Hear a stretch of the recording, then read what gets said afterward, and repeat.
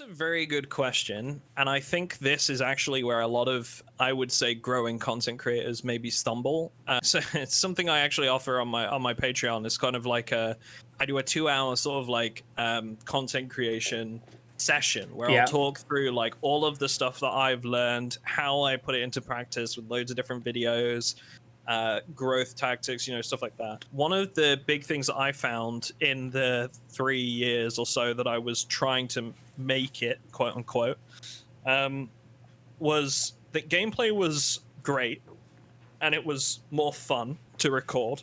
Yeah. Excuse me. But it never got the same traction that informational content did. Yeah. Hey, she's a beauty.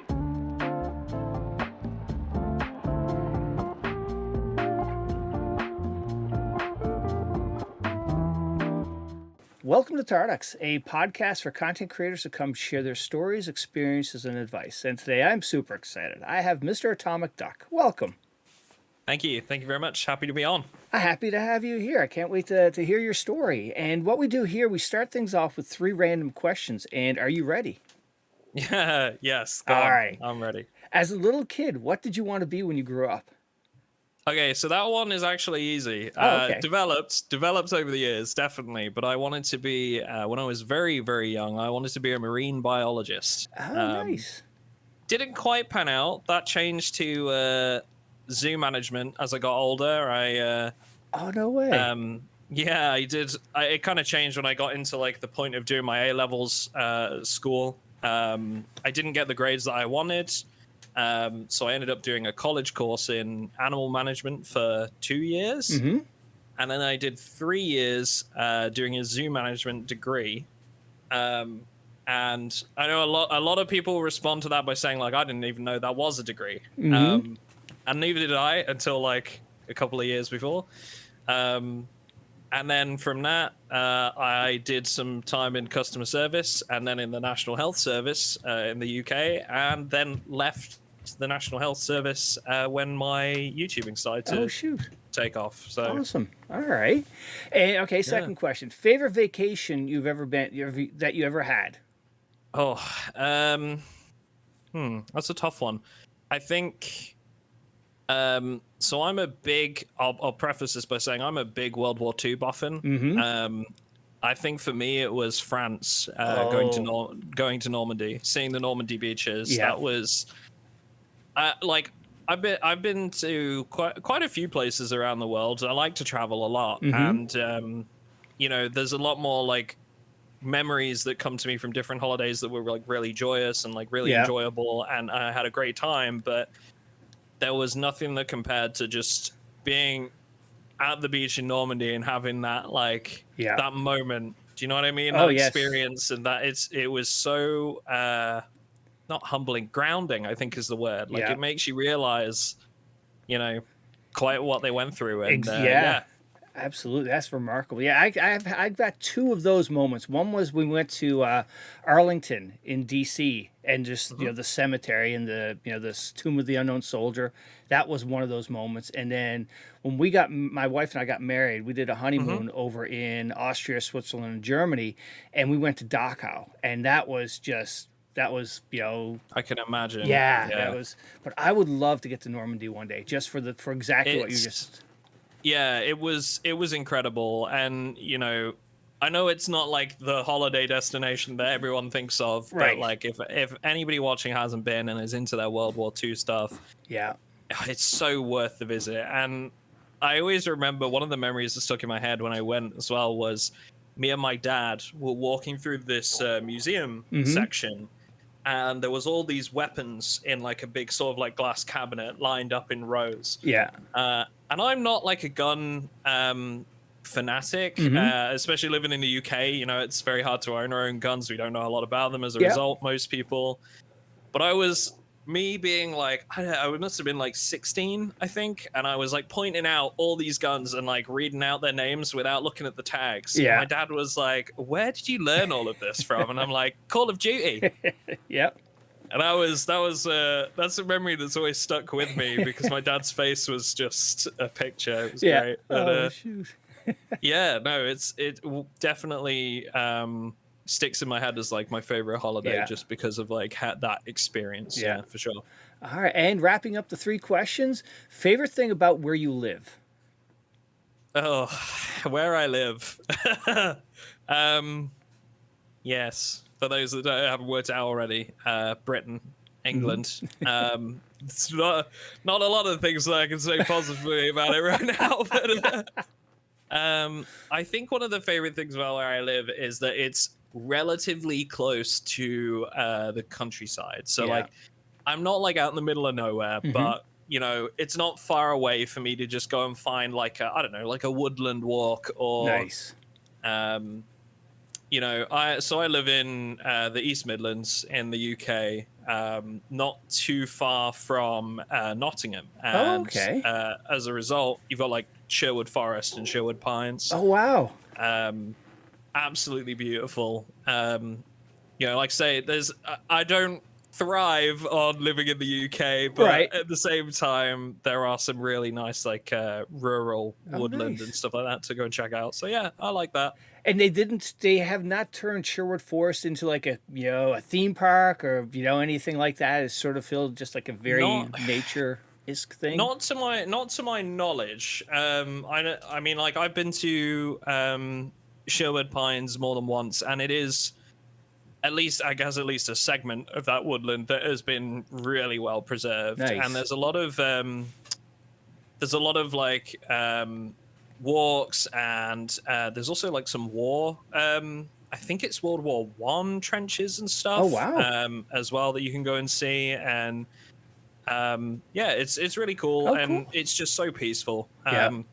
Yeah, definitely one of my favorite parts about living where I am, I think. Nice. Yeah. Excellent. So before we started recording, we were just talking a little bit about how, Battlebit has been Hmm. kind of like a surprise. You've been Yeah. streaming it the last couple of days, and you were saying it's reaching back to your roots of gaming. Yeah, absolutely. I think a lot of people have been really surprised by how Battlebit has actually done. I think it's a testament to the fact that graphics aren't everything. Yes. You know, I mean, for those that haven't heard of Battlebit, it's a low poly, very blocky style shooter that encapsulates a lot of like your old Battlefield games, like the feeling of Battlefield 2 and 3, mixed with maybe some of the more like milsim elements of Squad. Yep.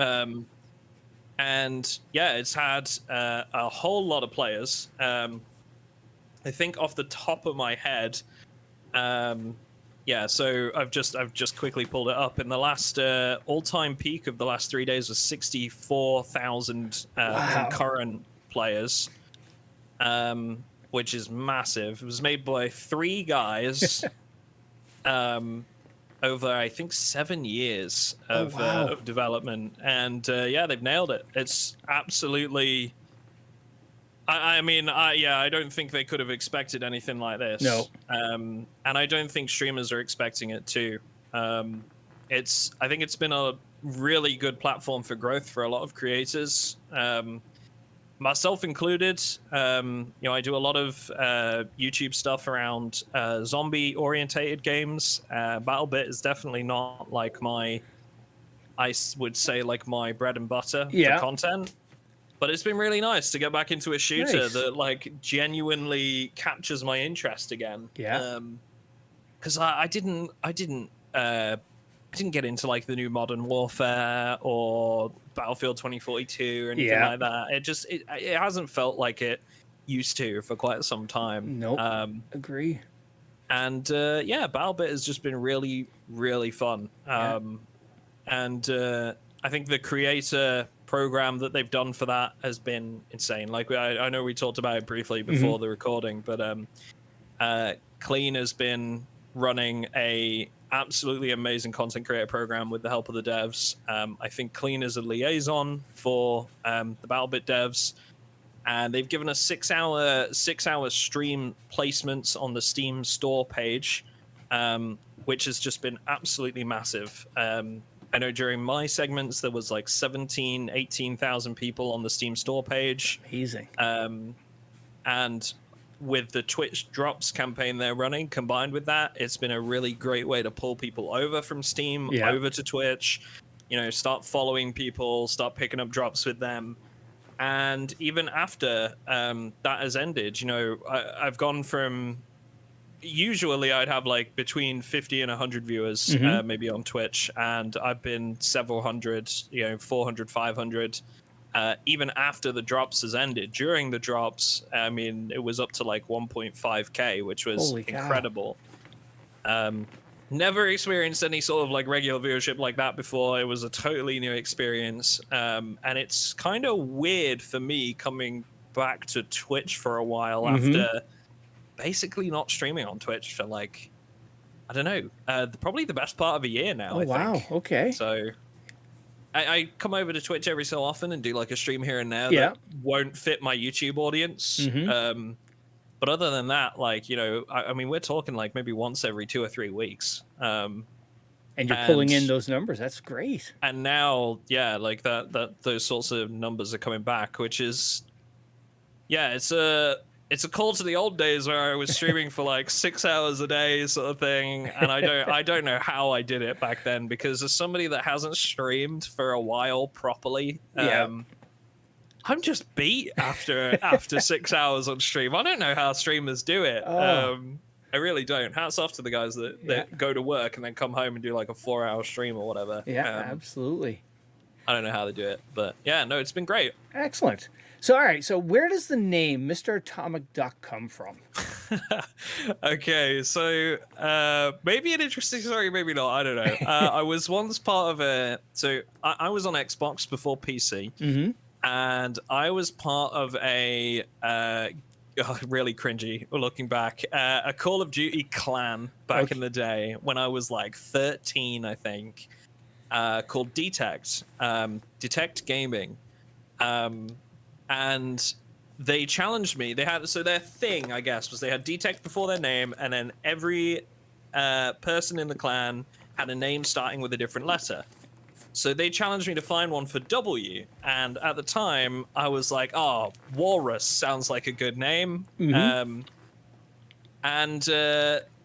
I liked the name for a while, and then when I moved to PC, I decided, you know what? I'm already a fat land mammal in real life. I don't want to be known for a fat sea mammal online, so I changed to something a little bit more cute and adorable, which at the time was a duck, and thus Atomic Duck was born. I love it. So, yeah. I actually had a really lengthy conversation as well with my dad about branding around that back in the day, and he was the one that gave me the idea for the atomic part. Oh, shoot. Because he was basically said at the time, he was like, well, you play a lot of shooters, right? And I was like, yeah. And he was like, well, if you went with something like Atomic Duck, you could have like a helmet and then have the logo on the front of it and whatever. Okay. And my dad isn't like a particularly big gamer. He got me into it when I was really young and then stopped playing. And that was kind of how it transpired. So shout out to my dad, who is now probably done more than he realized for branding the channel. So yeah. Oh, excellent. So I was going to ask you what you did before, finding YouTube and streaming, but you let it out that you were zoo management. Yeah. So how was that? Is that basically managing sort of the business aspect of a zoo? It's a bit of both. So you learn a lot along the way about like caring for animals and things like like transmissible diseases between like animals and humans, and safety regulations and nutrition and the day-to-day runnings and all the rest of it, like costing, whatever else. You learn a lot, and I will say that my time in university was incredible. Like I don't know if I do the same thing looking back, but at the same time I don't regret a day of it, if that makes sense. Like from a business career perspective, I never went into it because I didn't have any experience. I came out of 5 years of studying, and people were getting jobs that had been on apprenticeships instead because they had the experience, right? Which in a zoo environment is more desired. But at the same time, I love university. I don't think I'd change that. And I ended up doing like a work from home customer service role for like the best part of 3 years. Because it was something I could do from home. It was decent pay for somebody my age. And then I moved into the NHS, which is the National Health Service in the UK for the uninitiated. And I stayed there for the best part of 2 years. And I absolutely loved my role there. It was a very bittersweet moment when it got to the point where I had to start thinking, okay, my YouTube is picking up. It has been for the last like 9 months. You know, is it time to start thinking about doing this full time? And it was bittersweet because I loved my job. I was part of a department in the NHS called, essentially we did virtual outreach. So we helped people get access to technology that they maybe didn't know how to use. Couldn't access because maybe they were in poverty or didn't have the money, and we taught them how to access the NHS via that technology. So people that were, I don't know, like let's say for example, people that were living on their own, they were elderly and they couldn't get to a hospital that easily. You know, we would teach them how to use an iPad. We could loan iPads to people with that in mind, teach them how to use it, how to contact their medical professionals. And it was really rewarding because 9 times out of 10, you found that those people wanted that help. And that was why I enjoyed it, because they were willing to learn and listen and wanted to learn it, but they didn't have the know-how or the money or... So it felt like you were doing genuine good, and it was really, really rewarding as a job role.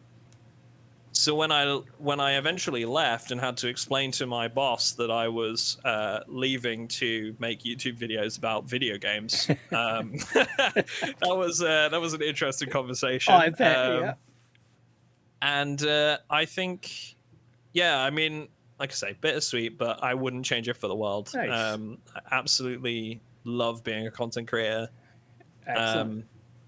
And thankfully for me, I had a very supportive boss as well that was you know, they wanted me to do well. So yeah, it's definitely the right decision for me. Excellent. All right, so we talked a little bit. You mentioned earlier your dad, helped, started video games with you. So what were the starting video games? Like, what was the system? Was it an Xbox or? Oh man, so my first, I'm sure there was probably more before this. I think there was like Mario on the Super Nintendo that my dad owned, but I would have been very young then. And I remember the first game that I played with my dad was probably Gran Turismo on the PlayStation, like the first PlayStation. And then we graduated to a GameCube, which to this day I still think was a fantastic console, the GameCube. I remember playing Spider-Man on that with Extreme G3 Racing. Was incredible. Love that one.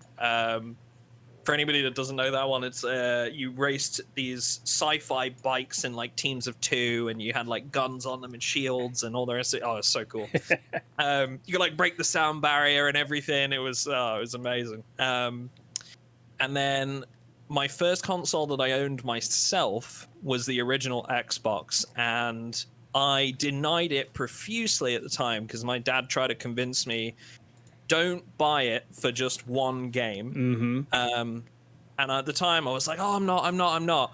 But I totally bought it just to play Halo. Okay. I wanted to play Halo bad. And that was ultimately what sealed the deal between PlayStation or Xbox for me. Yeah.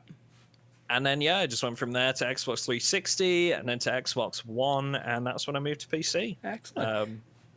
And now what was the driving factor to move to PC? Was it a certain game or just it was, a lot more games there?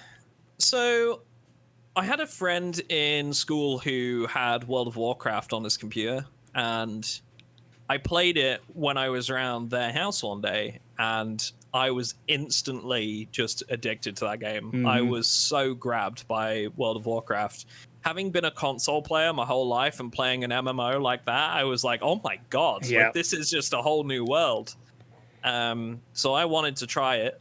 So we got it on the computer at home, and we had to leave the computer on for like 2 days to download WoW, which was not my parents' favorite thing. Nope. Remember hearing that thing whirring in the study overnight. Yeah, and we left that on for like 2 days. I got WoW. I was smitten with it. And then before long, it was a case of like, all right, we're going to need to get you your own computer because you can't be on the family computer so long. Like, right.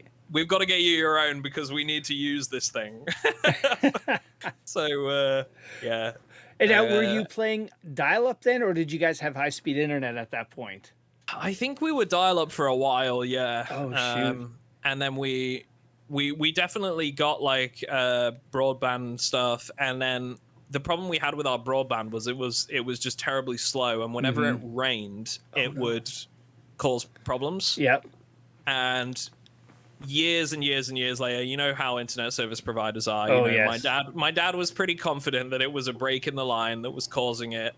And they refused to do it. You know, they want to check everything on your end first, of and course, in the home, and call out 3 technicians and all the rest of it. And then eventually, when I left home to go to college and uni, they finally managed to get someone to come out and have a look at the line. And sure enough, there was a break in the line that was letting water in.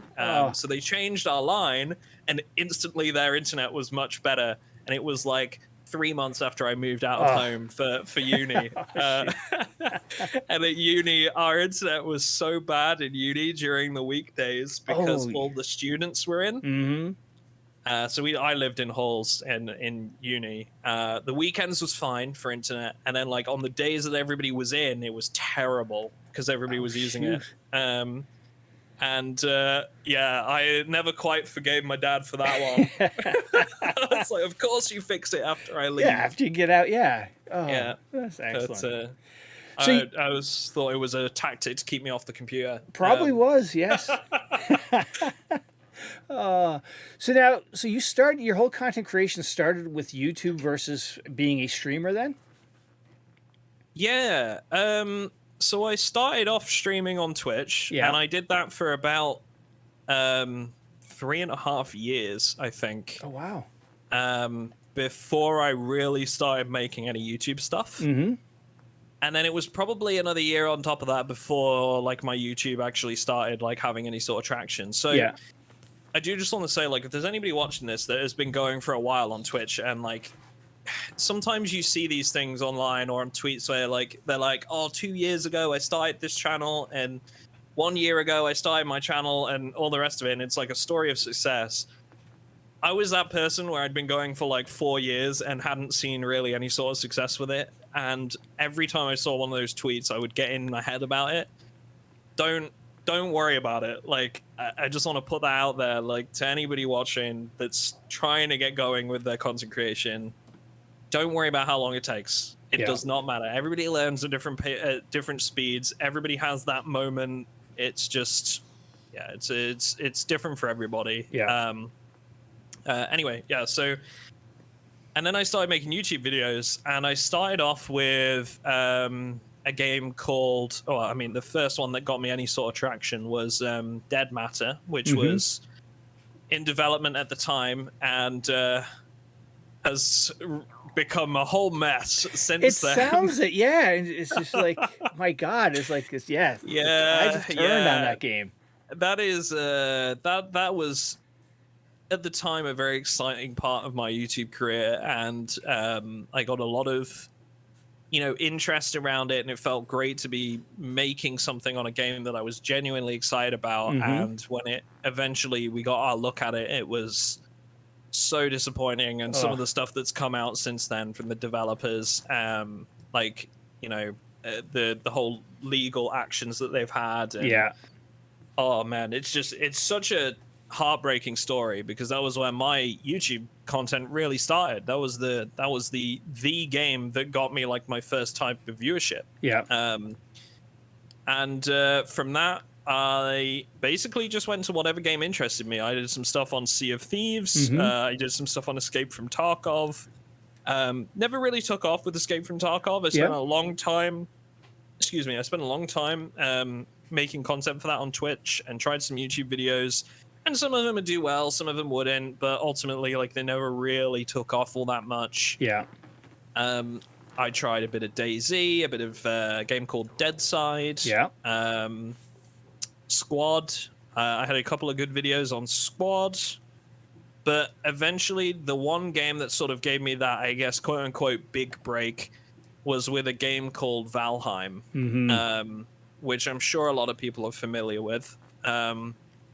Absolutely incredible game. It really is, isn't it? Oh, it is an amazing game that I think the best way to sum it up was incredible until you finished it, and then it was like, okay, well, what now? And even now, like, they haven't really come out with enough in a soon enough space of time to keep people interested.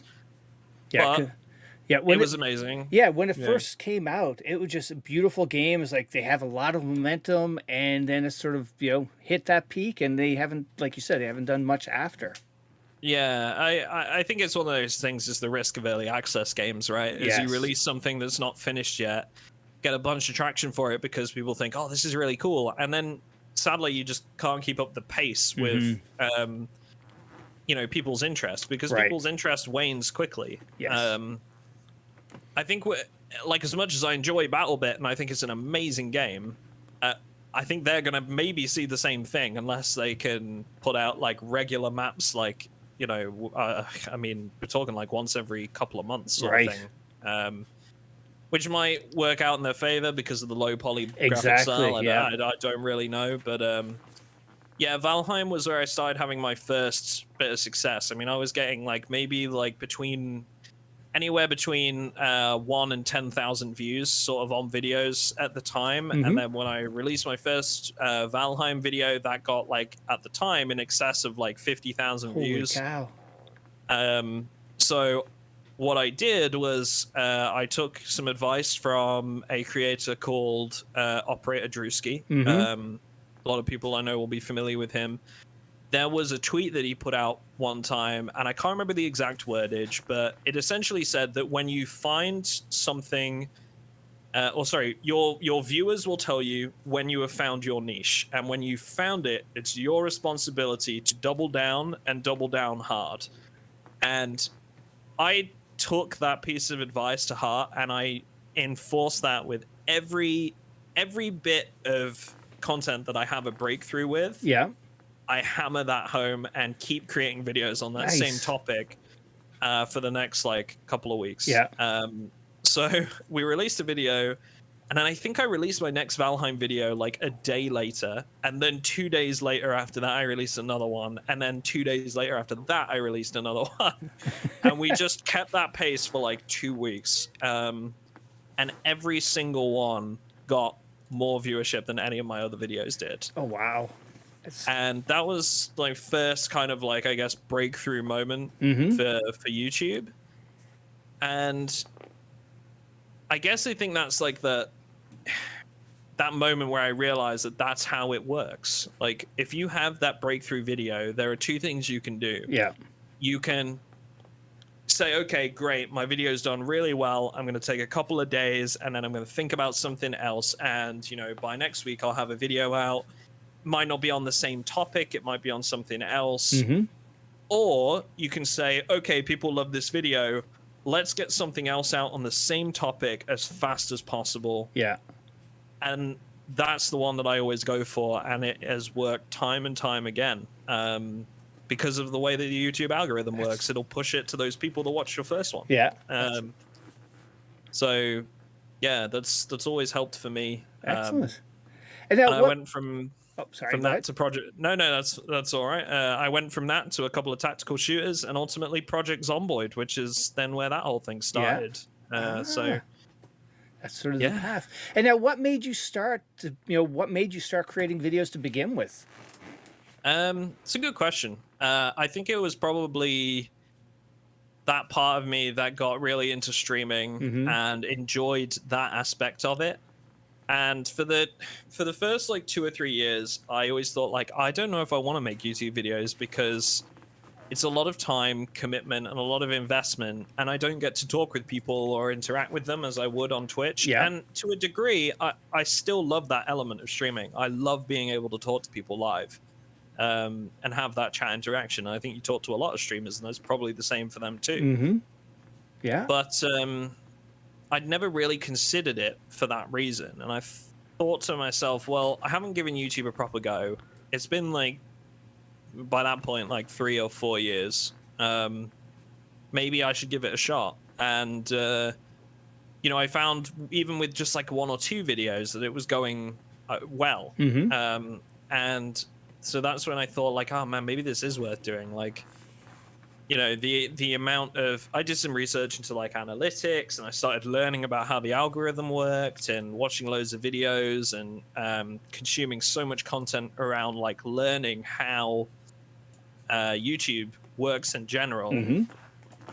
And then just started putting it to use, and it didn't work all the time, but you know, eventually I sort of got in that rhythm. I started making a quote unquote brand for myself, a certain style that I like to do, and learning stuff along the way about how YouTube works. And eventually just decided, you know what, like, this is better for me because I work a full-time job, and I come home and I can either stream for 3 or 4 hours, or I can spend an hour recording some content, or, you know, an hour writing a script, or whatever, and then you know, the rest of the evening is mine. So ultimately that's what did it for me, was the freedom of a combination of not having tried it properly and then seeing some success when I did. And the freedom to be able to allocate time when and where I wanted. Yeah, absolutely. There's a couple of points there. So first of all, like you said, you know, doing the YouTube is on your time. If you're streaming, you need to be on. You need to have that personality. You can't just you know, sort of half-ass it. But when you're creating your YouTube content, you're, like you said, you're working on a script. You can do a few other things, and then, you know, like you were saying with streaming lets you interact with people. When Aqua was on, that was his thing. His, you know, he liked to stream just to, you know, have that interaction. But his YouTube, that's where, you know, that's where he puts all his time into. Yeah, absolutely. It's a social aspect for streaming, I think. And, you know, for a lot of us, like, we're all gamers, but, like, at the end of the day, like, we still like to game with friends, right? And streaming is generally a really good way of doing that, because you get a lot of insight, you get a lot of chat with people, and different opinions from different places all over the world, and it's a great time. But for me, like I say, coming home from work, streaming 5 days a week, I just thought to myself, like, there has to be a better way than this. And yeah, YouTube was it for me. It's different for everybody, but yeah, that was it. The other piece with streaming too is that I've heard from a lot of the people that have been on the pod is to get a following on Twitch or YouTube, wherever you're streaming, you need to have that consistent schedule. And like you said, if you're working a full-time job, you don't have it in you probably a lot of the nights, and you can't do it like just, you know, people don't want to see somebody who's not happy streaming. Yeah, exactly. That's it. And it does show in your mood. It does show in your mood. I mean, I had a stream literally the other day, and I, you know, I hope this resonates with some people, that even some of us that are doing something we love, like myself, I love my job. I wouldn't change it for the world. We all have bad days, and sometimes we all even just have bad hours, right? Like, where we'll be on stream, and maybe just something gets to you a little bit, and it shows in your attitude for the next like 20-30 minutes. Right. And it's very difficult, because you're on for like 6, you know, some people even longer than that, 10-12 hours. And all it takes is that one thing that might like get under your skin a little bit, and that is a lasting impression on several people then at that point, if you let it get to you. And I had one just the other day where I was streaming on the Steam store page for Battlebit, and somebody was asked, like, there were a few people asking me the same question over and over, and you know how it gets when you get like the same question, you eventually get a little bit sick of answering it. And I said something that, you know, at the time we had a chat about it afterwards, and it was absolutely fine. But at the time, I made a bit of a sarcastic comment that maybe came out a little bit drier than intended. and one of my friends who was watching messaged me and said like, "Oh, are you okay? You seem like you're a little bit pissed off." And it sort of like clicked in my head that I was like, "Man, I'm coming across as an asshole right now." Yeah. And we all have moments like that. Absolutely. I don't think any streamer could say that they haven't. Nope. It's a tough job, man, being able to be the positive, energetic person all the time. And that's why ultimately I love doing YouTube, because it's more planned, it's shorter bursts, you can put a lot of time and thought into what you're doing. You can do your research, your writing, whatever it is, and ultimately for me, I put out a better product that way than being on stream for like 10 hours and eventually just burning out or getting annoyed or whatever. So because if some, and also with that, like that moment, that small snippet of time where you're like just sort of agitated, and somebody comes in new to the stream, and then they catch on that vibe. It's like, I'm out of here. I don't want to come back and watch this. Exactly. Yeah, that's it. Yeah, exactly. Absolutely. So now with your YouTube content, did you do editing before jumping into it? Like any editing outside of for video games, or was this really your first jump into it? No, this was absolutely my first jump into it. It was I taught myself along the way with editing, and to be honest, like even to this day, I wouldn't consider editing my strong suit. I have just recently, sort of literally within the last couple of months, actually got a full-time editor to take on my content. Yeah, it's been brilliant. I know a lot of people maybe have that stigma that like, oh well, if somebody's editing it, it's not really your content at that point. But I think it's so much better because you're able to make content that you put more thought into, like the research and the scripting and the voicing and the recording of footage. And for me, the most time-consuming aspect of somebody that tried learning editing and has done editing for like 2 or 3 years but never really mastered it, it takes me so much longer than all the other aspects of making a video. Yeah. But if I can record the footage, write the script, do the audio, clean up the audio, all inside like 3 hours time, I can get on to the next one in no time. Exactly. And then you pass that all over to your editor. It's done. It's scheduled. Yep. I used to work video to video, and being able to have 2 weeks of content planned in advance has just been the best thing ever. I've never been happier with it. Teaching myself editing was rough. Yeah, and you're not alone. Like a lot of the creators have been on, that's one of their regrets, is that not getting an editor sooner to free up what they're good at. They, like you said, you spend up more time editing and not focusing on your ideas and just creating that the newer content. Absolutely. Yeah. I know there are some YouTubers out there that are just crazy good with editing software, and like I mean, if you're good at it and it's something that you're able to really let shine through in your content, then by all means edit it yourself, because that's a great skill to have. But I think there's a lot of content creators out there that are also like really good at the other parts, but when it comes to editing, it's like subpar, and they know it is, but it's an investment. It's money. You can't do that until you start getting a little bit of traction behind you. Yep, absolutely. It's like a mechanic. You figure out how to change your own oil or something like that. It'll take you longer, but you bring it to your mechanic. He's done in 10 minutes. And it's just same with an editor who just edits all day. They know the tricks. They got the workflow down, and they can bang through it. The only thing that's a lot of people have talked about is finding an editor that matches your style. That's the really key thing. I got very lucky with that, I will say. All the chips sort of fell into place with the editor I've got now. He's a huge gamer in himself, and he is a fantastic video editor. Nice. He is absolutely out of this world. But he had been creating content for another remain nameless just for privacy reasons, I guess. But he'd been working with a creator that did content on Facebook for a couple of years, and it was coming to the end of his work for that person on contract within like the next couple of weeks after I contacted him, and that worked perfectly for him because that person made hairdressing videos. Oh, shoot. Which I mean, I'm not hating on anybody that does hairdressing content, but if you're a gamer and you're editing stuff for somebody that does hairdressing videos, it's probably not your area of interest, right? Yes. So I think when I came to him and was like, look, I'm looking for somebody who can full-time edit my videos, I make zombie gaming content creation stuff, I think it's fair to say that my editor bit my hand off. And he's reasonably priced. Yeah. He is a fantastic guy. He's very down to earth. We talk things through all the time.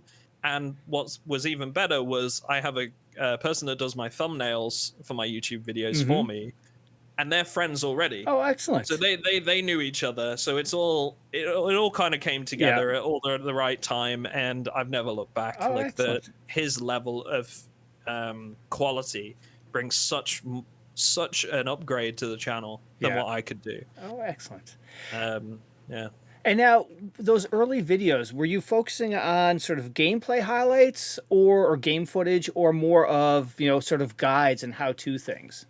So that's a very good question. And I think this is actually where a lot of, I would say, growing content creators maybe stumble. I've tried to do, so it's something I actually offer on my Patreon. It's kind of like I do a 2-hour sort of like content creation session where I'll talk through like all of the stuff that I've learned, how I put it into practice with loads of different videos, growth tactics, stuff like that. And learning the algorithm, etc. And one of the big things that I found in the 3 years or so that I was trying to make it, quote unquote, was that gameplay was great and it was more fun to record. Excuse me. But it never got the same traction that informational content did. And I soon found that out. And Valheim was a really good example of that for me. There's just, I guess the thing I always try to drum in with people that I'm teaching about this stuff is nobody has a reason a lot of the time to look for gameplay content. They go to the people they already know, right? Like I'm sure if you talk to anybody, if I talk to you about it, I'm sure you have a couple of content creators that you love to go and watch for their gameplay stuff. How often do you find yourself searching for new gameplay content creators? Right? It's probably not that often, but if you thought, oh man, like I've heard a lot about this new game, I wonder if it's worth buying. Maybe I should look up a review for it. That is a lot more searched content than gameplay footage is. That's just how it is at the end of the day. Or maybe you're looking for, I don't know, some mods for your favorite game. Or you could be looking into, I don't know, starter tips or a beginner's guide or things I wish I knew. Or all of that stuff is 9 times out of 10 more searched than gameplay is. So for me, it was honing in on that and creating stuff that people would be looking for. It was always starter tips, guides, is it worth buying, stuff like that. And that was what did it for me. And it's always what I advise to anybody else that's trying to find their breakthrough, I guess, because yes, you can have that breakthrough moment with a gameplay video, but it's so much more likely that you're going to have it with something that people are actively searching for. And they are willing to go to other creators for it. So. And then the other piece doing the how-to guides will bring repeat viewers. So, how did I do that? And then you may get 3 views out of the same video from the same guy versus somebody who's just watching gameplay. Absolutely. There's a lot of times that people will revisit informational content, or they are more likely, I think, to share it with other people too. Like, I figured out you can do this actually. Look, I watched it on this video. Look, see how he does this.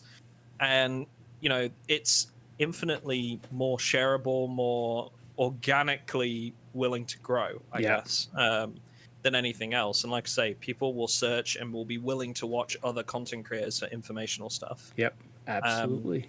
So that was definitely where I sort of honed my craft, I guess, in that respect, was making starters guides, tips and tricks, you know, choosing a base, the best map mods for Project Zomboid. That was where I got my my big breakthrough, I guess, after Valheim, and started to really sort of like become consistent. Was in Project Zomboid tips stuff. So yeah. And now with that, so like new video games come out, like Battlebit is one. Do you sort of wait and see if there's traction on the game itself before you jump into the game and start making how-to guides? Because you've got to learn the game and then try to figure it, and then, you know, start making the videos. It's always that's always a tough one, because you right. So it's something that I've been back and forth about with myself lots of times before, but it sort of varies. The way that I always look at it is I look at it from a viewer's perspective of what is giving this person a reason to look for stuff on this game, right? Is there a new update coming out? If so, is it worth doing a video about? Maybe let's have a look at the Steam charts. See, is the player count climbing? Are people showing more interest? How many views are their dev blogs getting, like, recently? Stuff like that. You know, Discord membership for their server, has that gone up recently? Like, social media interactions, whatever. I try and look at whatever signs I can outside, like before the game releases, if that makes sense, or before that thing comes along, to indicate that maybe it's going to do well. So with Battlebit, for me, I'd already decided that I was going to make a video on Battlebit before it come out. Because I'd played the playtests, I knew how popular the playtests were, and I knew the hype going on around it. I knew that there was content creator programs coming up for it. And with that information behind me, I basically decided before I even got into it that I was going to make a video on it. Regardless of whether it was my usual or not, I decided that it was worth having a go. And, you know, I think it's important to note that, like, there's a lot of games where I've had a go and it's just not worked out. And that's fine. You know, sometimes it doesn't work. You know, I mean, we hit 100,000 subscribers like a month ago now. I saw that. That's amazing. Which, thank you, massive. I still can't really believe that we did, but you know, and even now, like, I can post a video that only gets like a couple thousand views, you know, and that's cool. You just have to embrace that as part of the process sometimes. You know, like, it's not always going to work, but it's worth trying. You know, when Warhammer 40k Darktide came out, I posted a video on that. And in 8 months, that's got 5,000 views, which is nothing compared to my usual stuff. But I was glad I tried it because it was a new game and it's worth targeting. You know, but yeah, it's. And you don't know. I always decide before the game comes out if I can, or before that update or that thing that's going to get people playing happens. Absolutely. Because you got to be prepared for it. By the time, you know, if you play the game for 2 days after it releases, by the time you start work on the video, you know, or finish it, 4 or 5 days have already gone. There's probably already like 100,000 creators that have already made a video about it. You know, it's one of those things. You do have to be very quick off the mark. So, yeah. Because that's something I was going to ask you. Is like, you know, it is a race, because you use, like, you know, I follow a lot of the Tarkov creators, and it's like, okay, soon as something like the new update wipe happens, and it's a race. Who's going to come out with that video first? And they're you know, videos on everything. Tarkov is wild. I still think to this day, you know, having. And this is somebody that has played Tarkov, made videos, streamed on Tarkov, then gone to V-Rising, Valheim, Project Zomboid, Battlebit, State of Decay, whatever it is. I've been through a few games since then. Tarkov is still, to me, absolutely wild how fast people get on content for that game. Oh, man. It's something, like, isn't it? It just gets me how, like, they can release a video like 2 hours after a dev stream comes out. And I'm like, how have you even edited this and uploaded it in time to make 2 hours after it's happened? But it's crazy. But it is crazy. It is a race. At the end of the day, you know, it's that. I don't remember the exact saying, but, you know, you either need to be the first or the best. Yeah. And it's true. Like, you can ideally be both, but, you know, being first, you're going to get more views and traction that way because there's no other options. No, and you know the quality aspect suffers, but it's a because you're just really I got to think really you're just slapping stuff together to get it out there, and versus a like Veritas, who from a Tarkov side, I think he doesn't do he would never do that race. His videos are thought out and well done and time and put into it, but he may not get the hits because somebody slapped something together and threw it out there, and there's 20,000 hits on that. Yeah, it's the sad reality of YouTube sometimes is that quality doesn't necessarily equal viewership. Yeah. You could make the best video that has been on this earth since YouTube was created, but there's no guarantee it's going to get any views. Yep. It could be an absolute work of art, and if you don't give people reason to watch it, they're not going to watch it. So there's always got to be that drive. There's got to be that reason that people would click your video over the others or before the others come around. For me, that's, I always try to make sure that like I'm doing everything I can and with the YouTube algorithm. I put a lot of time into researching like the YouTube algorithm and the trends and how that all works. Stuff like cross-referencing what's in the keywords in your title with your description and your tags and your comments and all the rest of it, and putting all that together to try and make something that's absolutely going to appear at the top of the search results when they search these things. Yeah. And that's how I try to do it, and then mix that with a good thumbnail that makes people want to click on it because it's bright and colorful and eye-catching. Some people do it other ways. Some people do it by making a title that makes you want to click it. Some people do it by making a thumbnail that looks like it was like a scene in a movie with like posed characters and, but there's no text on the thumbnail, but it makes you want to click it because it looks so interesting. Yeah. I really admire those guys. Like they make some absolutely fantastic stuff. There's a couple of Tarkov creators. One of them is Junker. I think it's Junker. Who does like some really kick-ass thumbnails for YouTube that just every time I just think like, man, that's absolute gold. But yeah, everybody does it differently, but there's always got to be that drive. And so some people it's being first. Others it's making something that, is really well thought out. I remember Veritas used to do, because you mentioned him, he used to go through he used to do like Tarkov science, right? Where he went really in depth with some of the stuff around like ballistics and stuff like that. And that got a lot of views because of how much work and research he'd put into it. Yeah. Everybody has a different process and a different draw, but everybody's different. Everybody makes it their own. Absolutely. So. And now, for you, was there a certain, like I think you mentioned Valheim was videos that really took off for you. Was there a certain moment where you like, yeah, I can do this full time? Were those the Valheim videos, or was it a certain different moment that really like, I got this now? I think Valheim was where it first clicked for me, where I finally got it, where I finally understood how YouTube worked. Yeah, that was the moment where I was like, I finally get it now. I've been able to consistently replicate viewership across these like 6-7 videos.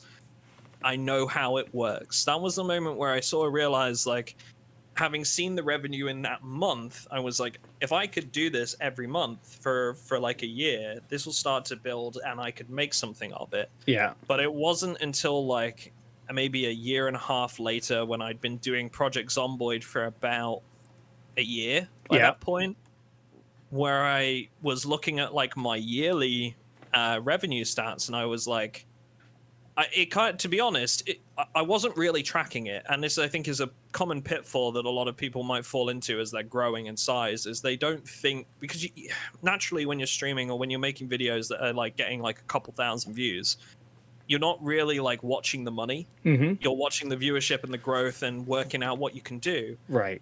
But that money starts to stack up gradually, especially as your videos grow, and then you sort of like you're so hooked in the whole like, oh my god, my videos are getting so many more views than I'm used to, I got to get more out and whatever, and before you know it, 6 months have gone and you haven't been really recording your revenue. So when I looked back at that year and totaled it all up and pulled all my revenue for that year, I was like, holy shit, I've made more doing this than I have at my job. Yeah. And I was like, I'm earning more doing 2 videos a week than I am at my full-time job, 9 to 5, 5 days a week. Wild. And that was the moment where I was able to say, you know, I can, you know, I look back and I was, I took it to my parents afterwards, and I was like, look at this, and you know, just have a look at this. And I like had like a Excel spreadsheet that I printed out of like, one side was my earnings for YouTube and one side was my earnings from work, and I put them side by side, and I was like, tell me what each one is. And they were like, well, this one's steady income, so this must be your job, right? And I was like, yeah. Now look at the other one. And there was that moment where they were like, wow. And I was like, yeah, that's a year. Like, yeah. I've been able to do this for a year, and I've earned more at my work. And I think that was about, looking back now, that was probably about a year and maybe 14 months ago now. Oh, wow. That I finally decided to take that step. And yeah, it was best decision I ever made. Excellent. Best decision I ever made. And now, from your parents' standpoint, they must be just like, you know, I'm 50 and I'm rare of people of my age who have understanding of like, you know, why do people watch Twitch, YouTube, how do they make money? And it's like, they, you know, it's just most blow their minds. Like, you went to uni and you're not using any of that. You know, it's wild. Yeah, I mean, I think my parents originally, like when I was growing up, I was very into my gaming. Like I've always been into my gaming. I've had other passions along the way. Like I've always been passionate about animals. I love animals. I love going to zoos. I love finding out about the inner workings and all of that. So that's very much still a passion of mine. But my last year at university was very academic and not so hands-on. Mm-hmm. And it kind of killed my enthusiasm for it for a while. So I came out of uni and I was like, look, I don't want to do anything to do with animals for like a year, which then turned into 2 years, which then turned into 3 years, because I was in a stable job. Right. Yeah. And then it became like, well, I haven't got any experience 3 years after doing this degree. I don't have the money to move to near a zoo, so I'm not going to be able to do that. And at first, like, my parents were very sort of like, you know, we want you to use your degree. Right.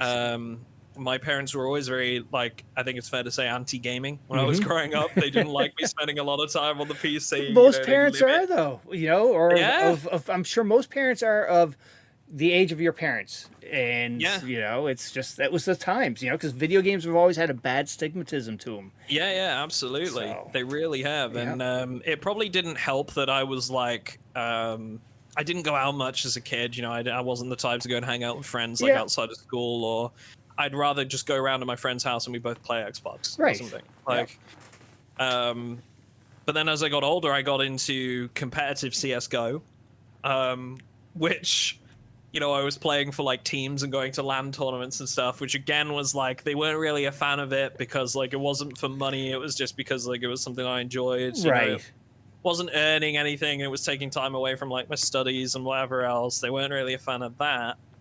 And then when I started getting into YouTubing and I said, you know, look at how much this video, like when I had my Valheim breakthrough initially, it was like a month of like really good videos. I was like, look how much this has earned me in a month. And they were like, yeah, but it's not enough to live on, right? Like it's not enough for you to make a job out of.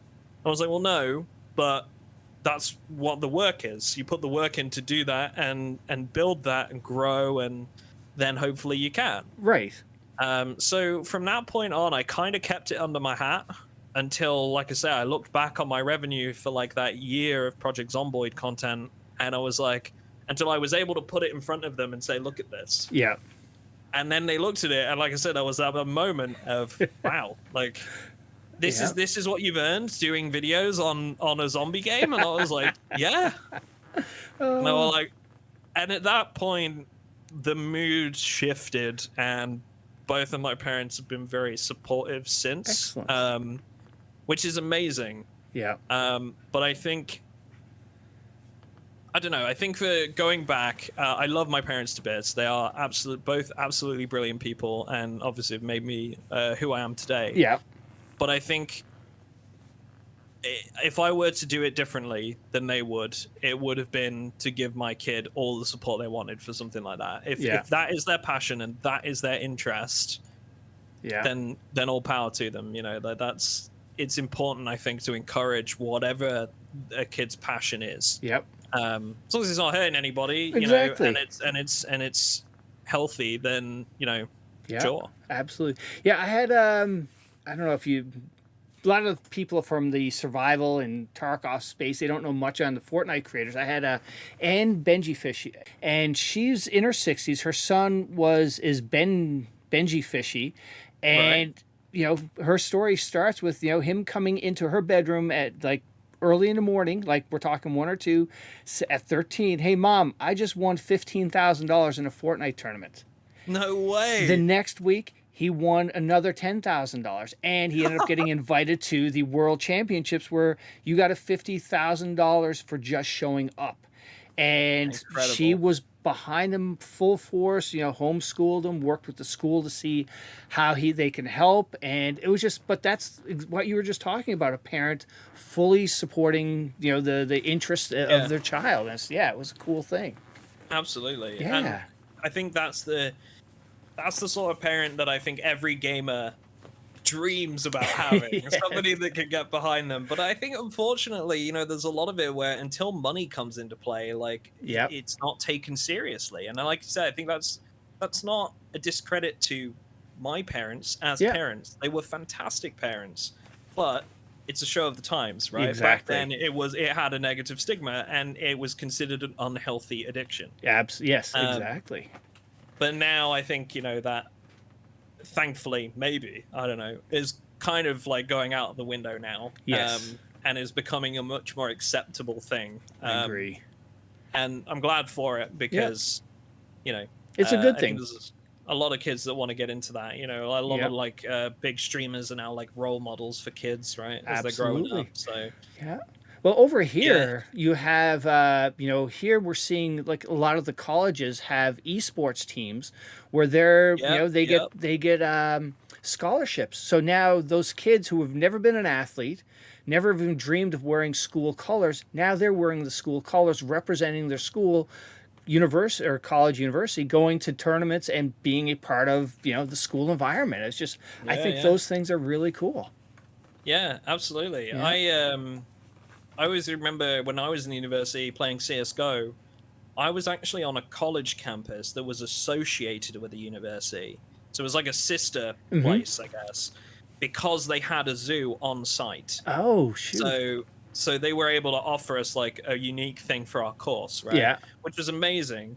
But as a result, there weren't any esports teams or anything like that on campus because it was a much smaller place. Which I would have happily been involved in, like the university like esports that were going on, but I didn't have the opportunity because of that. Yeah. And I think those programs are fantastic. I remember going to my first LAN for CSGO, which was Insomnia.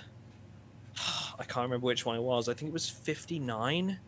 But it's a gaming event in the UK called Insomnia, and it was amazing. I have never seen anything like it before until I went, and it was absolutely incredible.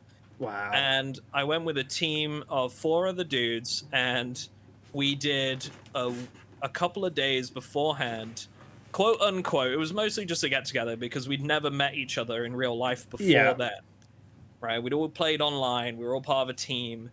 But we got together at the team leader's house, and we did a, like I say, quote unquote boot camp for like 2 days, where we just played CSGO together. We participated in an online tournament, and we'd done these online tournaments before. And it's fair to say, like, we weren't the best team ever. Like, we were semi-competitive, right? Yeah. We weren't like top of the leagues or anything like that. We were competing at an amateur level, and we just did it because we enjoyed it.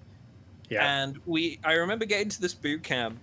And we did a tournament on a platform called Face It, and the first one we did, we won it. and took it away. Oh, And it was shoot. our first time winning a tournament.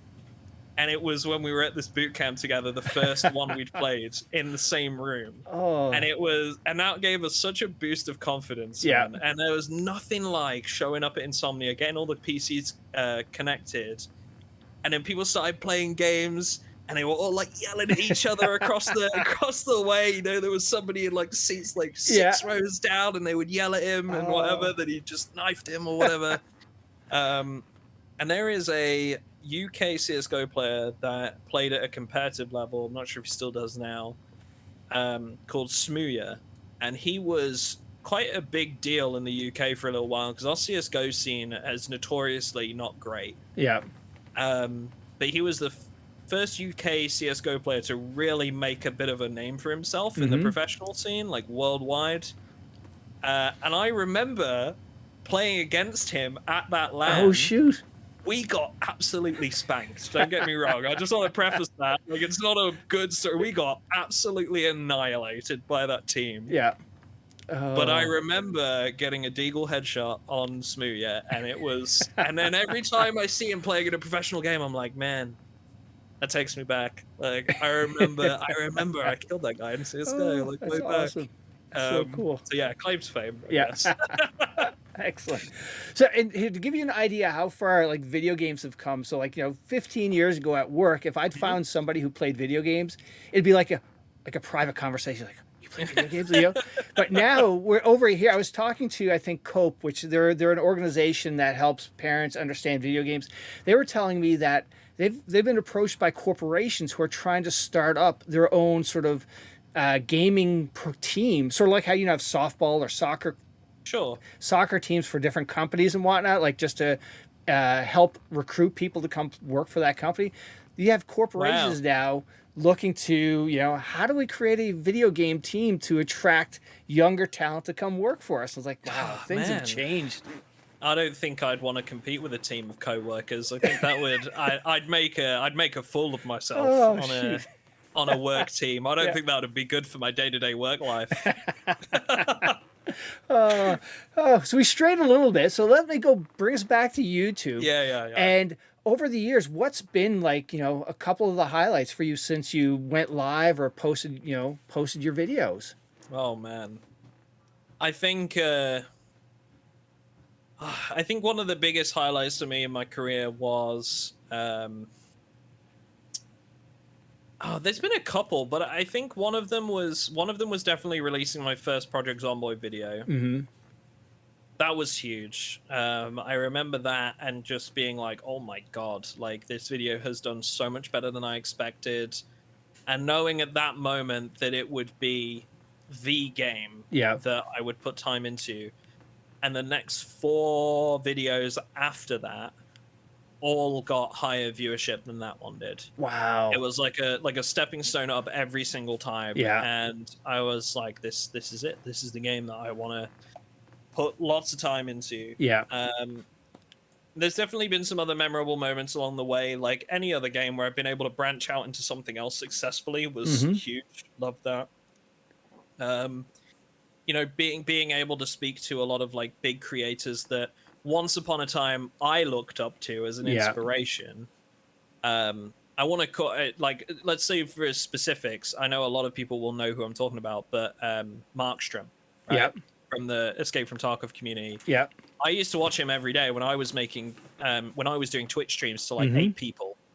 When I was first starting out on Twitch in the Tarkov career, I used to watch Markstrom all the time. And I absolutely loved watching his streams. And I remember there was an old clip of him playing Interchange, and I don't know why it sticks in my mind, but he was playing on Interchange, and he was having a real deep conversation with chat, as Markstrom does. He puts a lot of emphasis on talking with the community. And we were debating something about Tarkov, a kind of like a controversial feature. And he said afterwards, like, Duck, I know you don't always agree with me, but I really appreciate like you coming in and being able to respectfully disagree with somebody and having an actual input and having a genuine conversation with somebody. And that was one of like the moments that always sticks in my head, because that was somebody that I looked up to as a creator, and it was such a good response to somebody disagreeing with them, because I was ultimately disagreeing with him. But he was so good at handling that situation. And then skip a year and a half, 2 years later, we're having a Discord call and he's asking me for tips on YouTube. Awesome. And that is always stuck in my head as something that, like, you know, has always stuck in my head as something that I will remember forever, I think, because he has always been somebody that I've looked to for inspiration on my content. He is such a positive output for the community. He is. Man. Yeah. Great guy. I have a lot of respect for him. Absolutely. Yeah, he was like one of the first 10 people on the pod, and just a class act, super nice guy. Anything you need, he's there. Just fantastic human being. Yeah, so that's always been up there. Nice. What else? I remember killing Sacriel as a scav one time. Nice. On Tarkov many years back. With a Mosin. Horrible way to go. Yeah. Horrible way to go. What else? Oh man, there's been so much over the years. Like, there's been a lot of like milestone moments. I mean, I should mention the fact that like literally like 2 weeks ago, I think I got my silver play button from YouTube. Which I was wondering if you were going to talk about that. That's pretty cool. They're heavy, man. They surprised me. Like I kind of expected it to be like a kind of thin plaque that, you put up on the wall, maybe a little bit flimsy or like wave in the wind sort of thing. That thing is chunky. It's got some weight to it. Yeah, that was a surreal moment, being able to unbox that, read the letter that they send with it, sort of thing, and hang that on the wall. That was a moment where you kind of were able to step back. And that finally set in at that point, and you could just say, I'm a content creator. Right. Like, which was amazing. Yeah. Any streaming highlights? Streaming, I will always remember a bad grenade throw on Tarkov that got clipped way back, where I was fighting 3 guys and I managed to kill myself with a grenade before killing any of them. Remember that.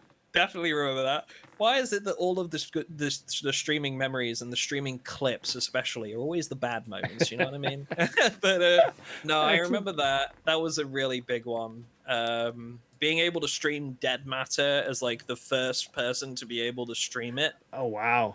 That was a memory. I don't know if I'd say it was a good one looking back. Yes. But it was certainly a memory. There was a very mixed response in chat, and that actually kind of taught me how to deal with.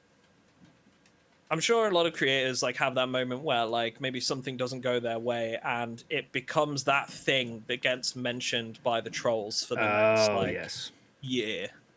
Yeah. I mean, it's been 3 years now since I made Dead Matter videos, and I still get people come into my chat sometimes now and say, really? What happened to Dead Matter, man? Or like, oh, Dead Matter was a flop, eh? And calling you a shill or something like that. It's one of those things.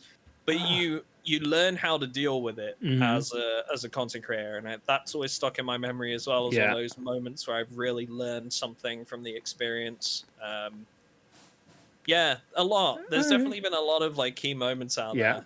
And now, when it comes to, what is your workflow? Like when it comes to like the from concept to like and subscribe, like do you script things out beforehand or do you get a whole bunch of footage and then, sort of create the videos from that? Or do you have a plan? Yeah, so I tend to always write the script before I do anything else for my content. Obviously, I mean, sometimes it can vary. If I'm like making a gameplay video, sometimes the gameplay comes first. Yeah. And then you write the narrative around it. But for me,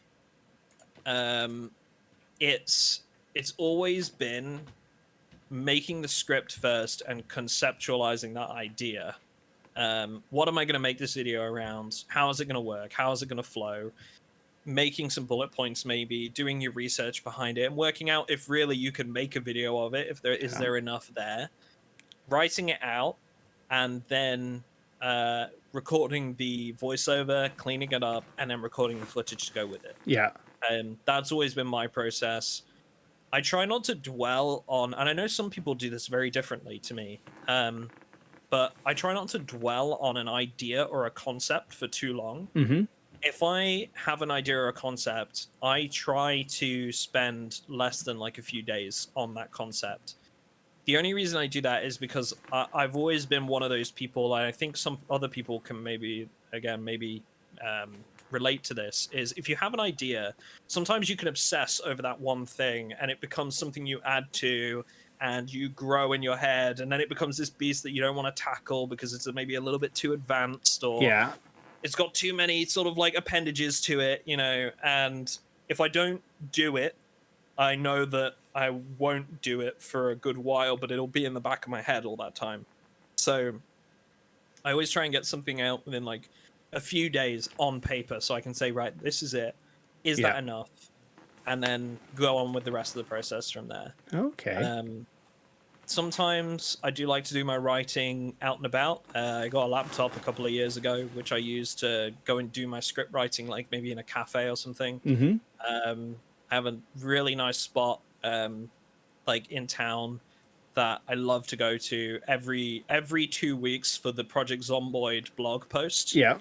So every time the development blog post comes out, I know when it's going to be. So the next day, I go to the cafe, I have a coffee, some breakfast, and I write that script for that video. That's awesome. Because, you know, I'm aware of the fact that, you know, I work from home and my life revolves around a computer. Mm-hmm. So sometimes it's good to get out and about and do it out in, you know, a different environment than your office, right? Well, yeah, absolutely. It's so important because, you know, either if you're streaming, you're not leaving. Some people get so obsessed that they can't even, they don't want to be away from the computer because they're, you know, thinking they're missing views. But to get away, get outside, change of scenery, it is so healthy for you to do that. Mm, yeah, absolutely. So for me, you know, I try to work that into at least some of my process. So that I'm going out and doing it elsewhere, or maybe sometimes like you know, it sounds silly, but like I'll go and see, I don't know, like some of my grandparents, or I'll go and see one of my parents, but I'll take my laptop with me, I'll spend some time with them, and then I'll say, hey, do you mind if I work here for a couple of hours? Yeah. Because they're happy because you spend more time with them. Yeah. But you get the best of both worlds because you're in a new environment. It gets you out a little bit, change of scenery. Exactly. And I think a lot of other creative people will maybe, again, resonate with this, that sometimes you just need a change of environment to get that creative spark that you need. Yep. And script writing for YouTube videos is no different. You know, you come up with like wordage or ways to phrase things, or, you know, maybe you're stuck at like, okay, what do I go into next? And you change your scenery, and all of a sudden it just kind of comes to you. It's like a light bulb. So yeah, I try and work in change of scenery with my workflow like quite often. Yeah.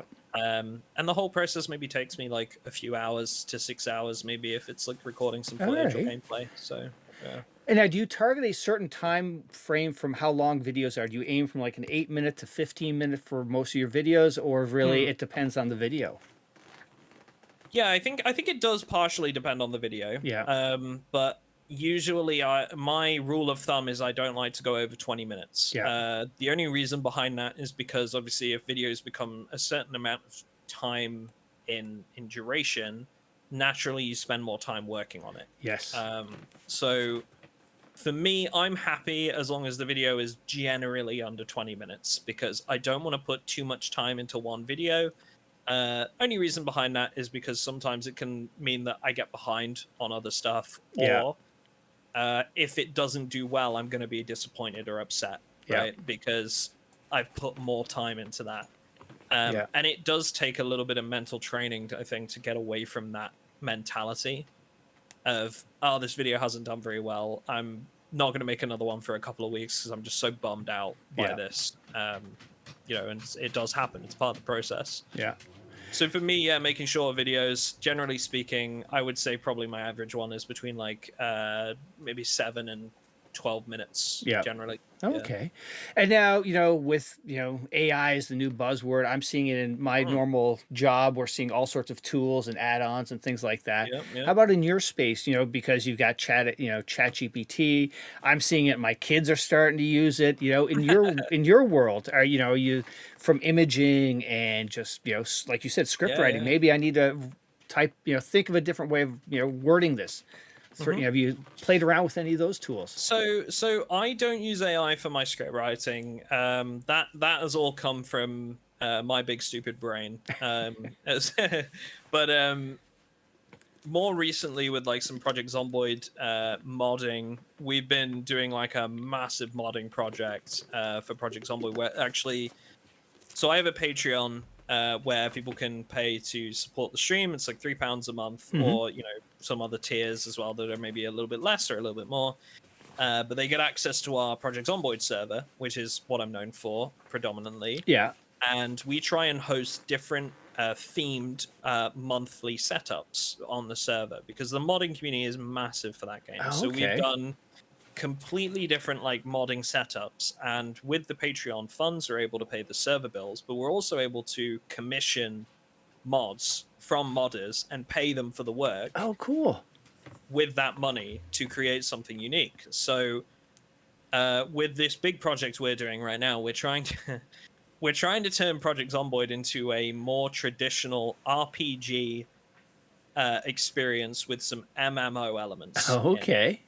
It's a whole overhaul. We're creating like a massive questing system. We've got dungeons, Oh, wow. settlements, lots more than that. But we used some AI for some of that recently, just like placeholder images for quest avatars, like the pictures of the character when you're talking to them.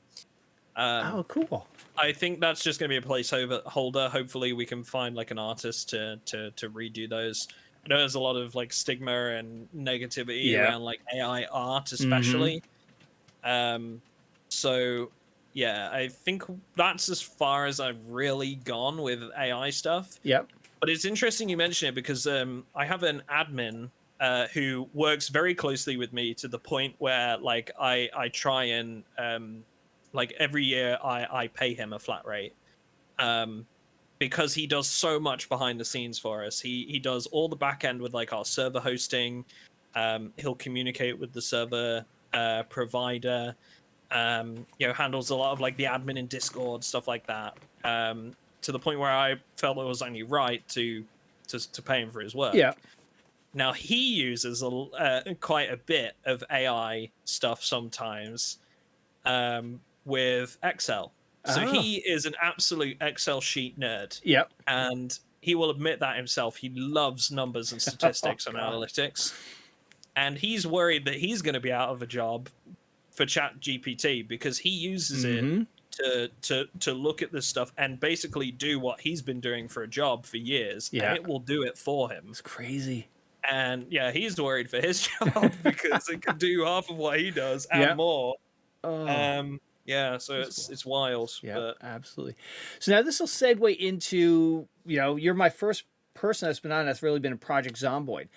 I've never played the game. It looks fun. I've heard it's like it's a tough game to play. It's very tough, yeah. And first of all, how did you find the game? What was your path to Project Zomboid?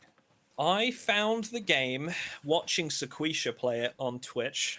Well, actually, I tell a lie. Project Zomboid's been around a very long time, and when I say a very long time, I think we're getting up to like maybe 13 years. Oh wow, it's been around now, because it was on Dayz before Steam. Oh, okay. So it was first on Dayz before Steam, then it came to Steam, and I bought it when I was in uni, which would be like 10 years ago now. 9 years ago maybe. I bought it back in uni because our internet was so bad, like I mentioned earlier. Yeah. And Project Zomboid could be played in like LAN co-op. Oh, okay. So a friend of mine in the same hall bought it, and then we played it on LAN in the hall because our internet was so bad. Oh shoot. So so we were able to play co-op together, and we played it for like 20 hours or something. Yeah. And then we put it down, right? And that was it. And then you know, 9 years later in the future, Sequisha's playing Project Zomboid, and I'm like, I swear I had this game. So I checked my Steam library and I've got it. And I'm like, this looks way different to what I used to play. And sure enough, they'd had a big update where they'd like overhauled the graphics and the models and stuff. If you look back at like how Project Zomboid used to look compared to now, like, and put them side by side, it's even like looking from the outside in, you'll look at it and say like, oh my God, these look like two different games. Oh, wow. Because they've been in development that long. But anyway, so I was watching Sequisha play it, and then Clean was playing it, and then a bunch of other people were playing it, and I was like, man, this is really getting some traction, huh? So anyway, I was looking into it, and their Steam, these Twitch streamers that were playing it had spurred like this reaction, and loads of people were picking it up again. Yeah. It turns out that this graphical overhaul update, complete with lots of other stuff, had come out like 3 or 4 months before. But because it had been around so long and people hadn't played it in so long, it really hadn't gotten like that much of a change in player base until streamers started picking it up. Oh, shoot. And then it like spurred other people to try it, and it just shot up from there. Wow. So that was the moment I decided I was going to play it. Yeah. And I was like smitten with it straight away. And then that was what drove me to make the video that started my Project Zomboid content, which was titled "Why is Project Zomboid suddenly so popular?" And that just that was the one, and it did really well, and seemingly like a lot of people were looking for the same answer. And then I started doing my, is it worth buying starter tips, stuff like that. Yeah, and that's where it all began, really. I think I'm gonna have to watch some of those because I'm curious about it. It's like I said, it's made me curious. And now for you, what's been the hook the game has had on you for so long now? Oh man, the hook I think is, and I think as a Tarkov, somebody who's ingrained in the Tarkov community as yourself will probably, I would say, relate to this heavily. Is it's got that high risk reward factor. If you die in Project Zomboid, you die. You lose everything that you've worked for. So you can be playing Project Zomboid for in excess of like, I don't know, like 20, 30, 40 hours in a playthrough. Yeah. And you die. All it takes is you get bit, right? Like you're looting a building or something, and maybe it's a little bit dark, or maybe you've gone somewhere that's a little bit risky. You think you've cleared it, and then because of the way the view perspective works, you can only see what's in front of your character.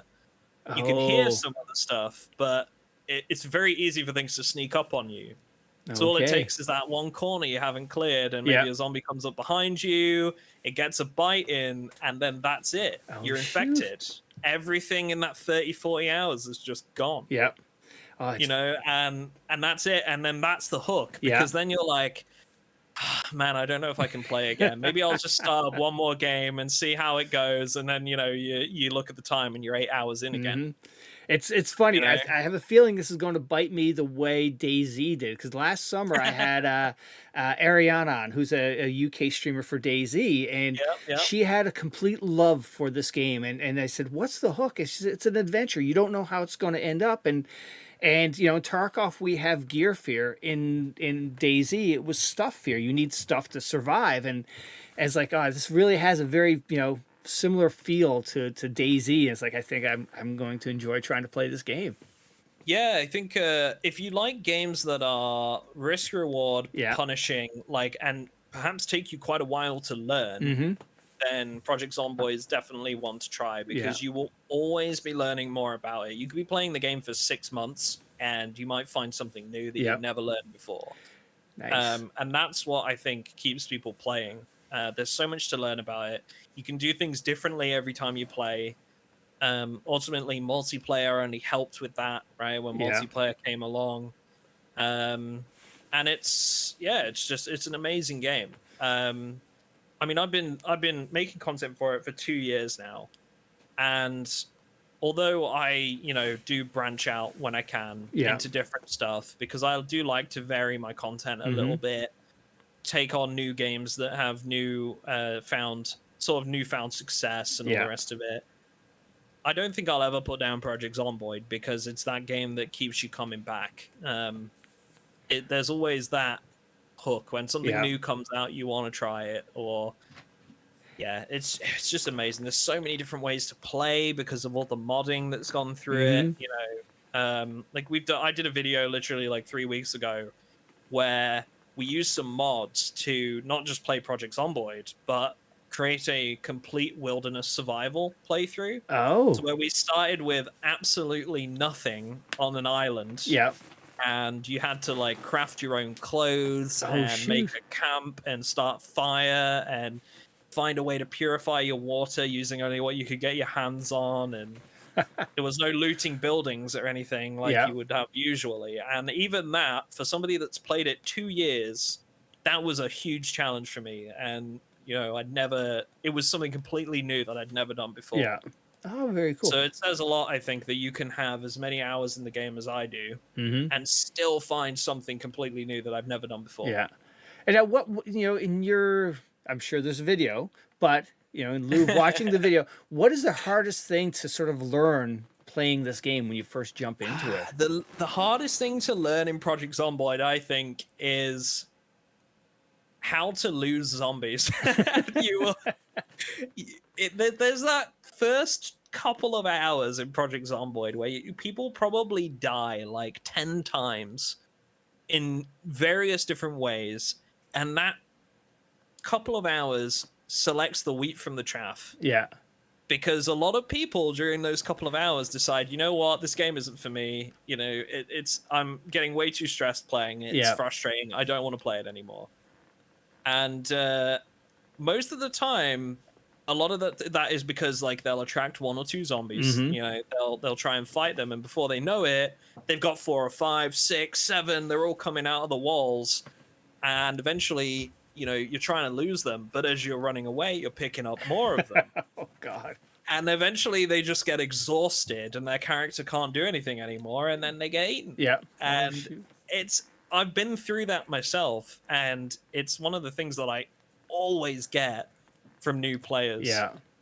So learning how the zombies aggro works, learning how to lose them, you know, how their detection works, stuff like that. Yeah. That is the big barrier, I think, for many Project Zomboid players. Yeah. Cool. And now, anything you're looking forward to or missing from the game that you would like to see added? Yeah, absolutely. I can talk about that all day. So Build 42 is coming up. We're not sure when, because they don't like to give release dates. It's kind of it's ready when it's ready sort of thing. In Build 42, we're expecting like a massive crafting overhaul for Project Zomboid. There's going to be workbenches added. There's going to be machinery. A lot of this, the problem with Project Zomboid right now is that, you know, you can survive for like maybe 3 weeks for a month. And, you know, once you've got the hang of the game, you can set yourself up and become self-sufficient. You've got a farm, you know, maybe you're growing your own crops, you're catching your own animals, your freezer's stocked full of food. You know, you've got a water supply, a generator for your base now that the power's gone out, and all the rest of it. And then you reach that moment of, okay, now what? Right. The end game is the problem with Project Zomboid right now. Yeah. And the devs know that. They've covered that a lot of times in like dev blogs and stuff. But the crafting overhaul that they're bringing in is focused more on like man-made alternatives to things that you would loot out in the world. Okay. So you'll be able to do everything from like craft your own, like one of the whole systems they showed off was like pottery making, which is so like niche, I guess. Yeah. Like, but you go through the process of like molding it and then like glazing it so that it's waterproof and baking it and stuff and all the rest of it. There's so many different processes involved. We're gonna get like blacksmithing and forges and all the rest of it. I love crafting stations, man. I am addicted to any game that has fishing and crafting stations. You've got me. That's it.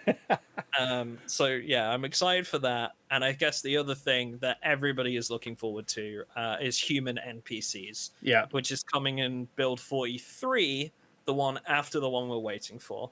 We're getting animals in build 42 and Mm-hmm. then humans in build 43 is the plan. And now, will the humans, you interact with them, or Yeah, you? so Okay. they've talked about this in quite a bit of detail in the past, and the plan is basically for them to become to live their own lives outside of like the survivor, right, the player. So you might bump into somebody on Outbreak Day, let's say, and I don't know, like Dave is fleeing with his family, right? He's got like 2 people in the back of the car. Yeah.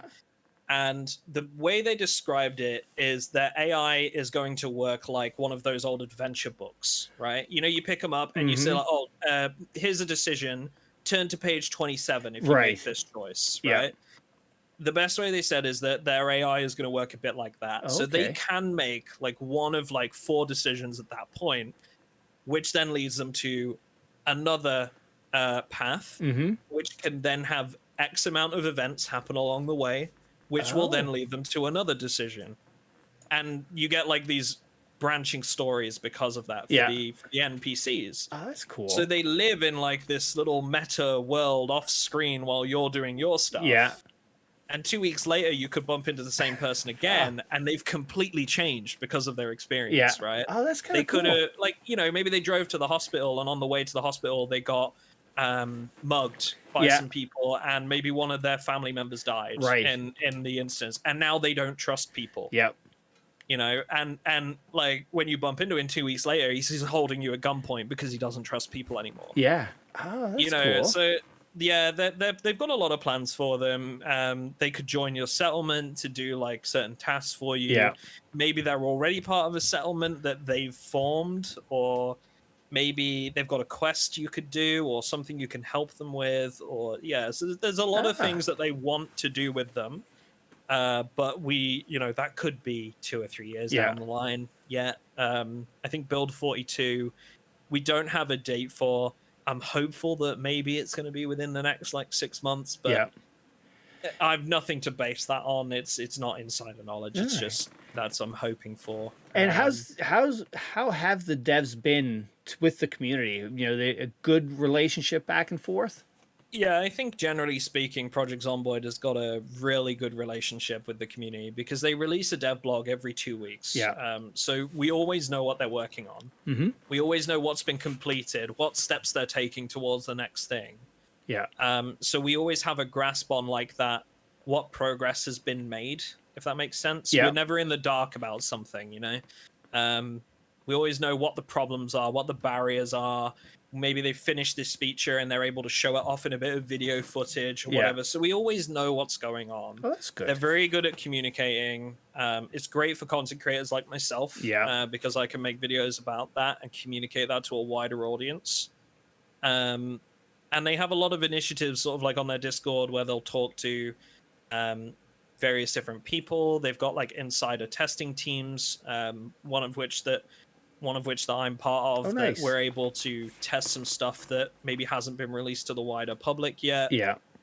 To give feedback on. They then take it away. Maybe there's some bugs they need to fix, etc. Oh, cool.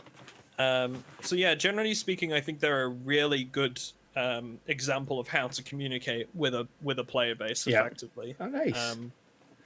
So I think they're generally in the good books, as it were. And now, did Dayz ever get its hooks into you, or just not your style of game? It did when I first came to PC. When I first came to PC, I put 500 hours into Dayz. Oh wow!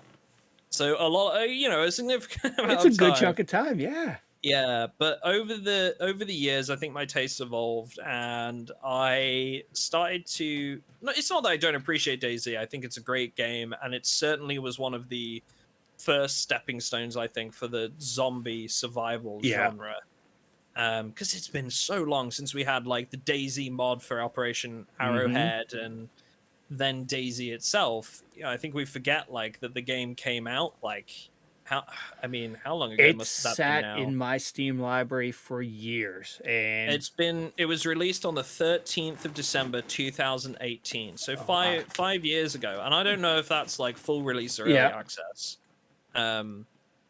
So I think my tastes have just evolved since then because nowadays I don't enjoy the gameplay loop of loot, shoot, die, repeat. Yeah. I like to have a lot more depth and progression to my experience. Mm-hmm. So I like feeling that I have like a goal at any given point, Yeah. and I like feeling that that goal is changing and I've successfully done something and helped myself towards something. Yeah. And then I'm on to something else and I'm progressing towards that next thing. Oh, cool. Which is why I love games that have like levels and crafting stations and all the rest of it, because Yeah. I like to progress through a game slowly and you know, go at my own pace. Whereas Dayz sometimes feels like it's that sandbox experience where it throws you in and it's like, go and make your own story. Right, yeah. And I think that appeals to a lot of people, but for me, I like to have targets and goals. Yeah. Personally. All right. So.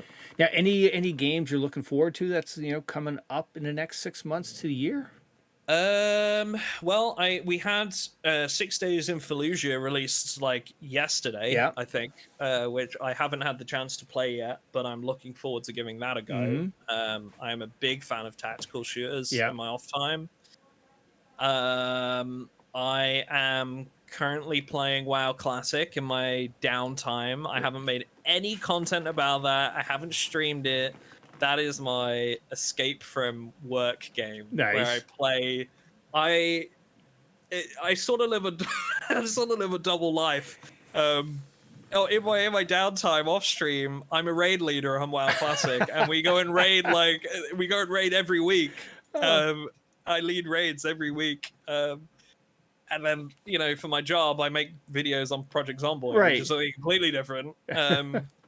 But yeah, so I think I'm excited for the things that are coming to WoW Classic. Yeah. We just had a new raid dropped on Tuesday, so the new phase. So our first raid is tomorrow for the new phase, which is exciting. As for games coming up, I feel like we've kind of had like the big ones for this year. Yeah. I was looking forward to like Diablo 4, right? That's come and gone, and I really enjoyed that. Yeah. Battlebit obviously was a real nice surprise. 6 Days totally. in Fallujah, I will be playing that. Give that a go. I don't know if there's any more this year that I'm excited for. Yeah. I'm skeptical about Starfield. Yes. Don't get me wrong, old Todd Howard has made some fantastic products in the past, but he's also made some pretty bad ones here along the way. So I'm skeptical, and I'm gonna wait until other people buy it, maybe to give it a try. I also maybe would have wanted it to be multiplayer, personally. So yeah, I don't think there's anything else this year that is really on the tip of my on the top of my list, Now, I saw an older video of yours, a collab you did with control pairs in 0 Hour. Oh, man. Yeah, that's taking me back. Yeah, actually, I had control pairs on about a month ago. What a super nice guy. Yeah. He's amazing. Yeah, yes. I love Pairs. He's a good dude. Yes, I saw that. I was like, oh my God, it's just a weird, not a weird, but just a unique collab. It's like control pairs is over here and really the milsim space, and you're on the survival side. It's like, I just never would have pictured that one.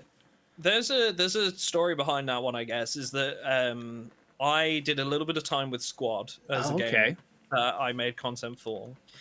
And I started sort of trying to branch out into other tactical shooters. So I played games like Ground Branch and 0 Hour. For those that aren't aware, they're very slow-paced, like Breach and Clear style games where you play with friends. Yeah. And you take things very tactically and slow and have to clear your angles and all the rest of it. And Controlled Pairs was somebody that I was watching at the time as a bit of an inspiration, because he has such a unique insight into CQB tactics. And I was playing Ground Branch at the time, watched some of his videos on it, and I was like, man, I'd love to play like 0 Hour or Ground Branch with controlled pairs. And I think I bought 0 Hour and saw that controlled pairs had it. And I was like, you know what? I'm just gonna ask him. Like, I'm just gonna reach out to him and see if he wants to play. And he did. Oh, and wow. And he said, yeah, let's do it. So we did some games on clearing this hotel on 0 Hour, and that was how the video was made. No and way. we did 1 or 2 after that as well. Yeah. Like he actually made another video after that where we played. I didn't make a video on that footage. Yeah. But he did. He went away and made another video on it. Excellent. And we've been good pals ever since, really. I mean, like we don't talk together all the time, but we're both like aware of what's going on and we both support each other. And yeah, I think that was like 2 years ago now. Wow. But like we played Battlebit just the other day. So yeah, totally different genres, but like he's a really cool dude. Yeah, and, absolutely. Very knowledgeable and very interesting content creator to watch. So, yeah. And listening to the comms the pros have, like, you know, because he's been trained that way. Their comms are just so different than, you know, the hacks like us. You know, it's just exactly. I definitely felt like imposter syndrome while I was playing with control pairs. You know, like he took the reins with that one, in all fairness to him, and he was such a good leader. But like there was definitely that element of like he would know what to do in a situation at a moment's notice. Meanwhile, me and maybe my friend would just stood there like with our thumbs up our asses, not knowing which way to go. Exactly. And ended up stood in the way, like, oh, sorry, like let me. We'll just stay back here, and we'll just So definitely felt like that at times, but he was absolutely on point. Excellent. That's good. Even in Battlebit, he's done like I think he's done a video on like a couple of like real life tactics that can work really well in Battlebit, which I just find such an interesting concept. Like he ran I think his recent video was running a hunter-killer team on Battlebit, which I didn't know what it was, but apparently it's like using a little bird or like an Overwatch as your sight, as your eyes and your info. And then he had a teammate of his down in the tank on the ground. So he was up in the air spotting targets, providing precision like fire on like key targets like guys with RPGs. And then he's got his friend down in his tank to put like direct the fire. And it was so cool to watch because like they're able to replicate this like real life strategy. That's wild. So yeah, a really, really cool content creator that I just appreciate for what he does. Absolutely. It's very different to everybody else. Cool. Now, how would you describe the Mr. Atomic Duck community? Oh man, the community, a bunch of shit. No, I'm kidding. No, I would describe the community as a really friendly and informative audience that are willing to share that information with just about anybody that asks. I think the content that I have always made for myself was always like driven by information and a need for helping others. I really like to help other people with what I'm making and feel that they get some value out of it. So naturally, all the people watching are taking those tips away and hopefully distributing them to others. And quite often you'll see that in the Discord, that like on the Discord server, you know, I'll see people coming in that are new. They'll ask a question that naturally like a lot of my viewers will already know the answer to, and they are so helpful. And they will give them the hand that they need. You know, they'll invite them into games to say like, okay, well, come and play with us for a couple of hours or something. Nice. Or like people getting into the Patreon server. We have like a whitelisted server for my Patreons, my Patreon supporters. And if somebody's new, like in a heartbeat, someone will offer to like, you know, provide them like a base, right? Say like, oh, come and base with us. We'll teach you the ropes or something. Oh, cool. And I love that because that's exactly the sort of attitude that I try to put forward in my videos. So yeah, if I had to describe the community, they're just super helpful, always willing to share information and teach others. And it's just a really great place to learn how to play the games that you're interested in. Oh, very cool. Awesome. All right, so now stepping away from all this, what do you like to do? You know, besides being raiding and WoW afterwards, outside of WoW, you're not touching technology. That's a trick question because that's what I like to do. Out of work, what do? Play more games, play more games and raid. So I mean, I like to go out and about for good meals with family. Yeah. I spend a lot of time with my family. Nice.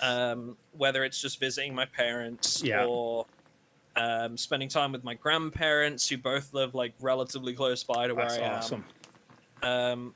I've really grown an appreciation for, and I don't mean this as a brag. It can come across as like I don't know, like bragging or flaunting, but I really don't mean it that way. But I've really grown an appreciation for the free time that comes with being self-employed. Mm-hmm.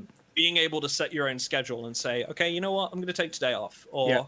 I've done this video yesterday. I can take a break. I've got videos scheduled for the next couple of weeks. I'm going to go and spend some time with the family today, Nice. or go out for treat myself to some lunch or something like that. I like to go out and spend time with the family, go for family meals. You know, I see my parents once a week, my grandparents every week, some sort of, you know, Excellent. So that, and like I say, a lot of time playing WoW. Yeah.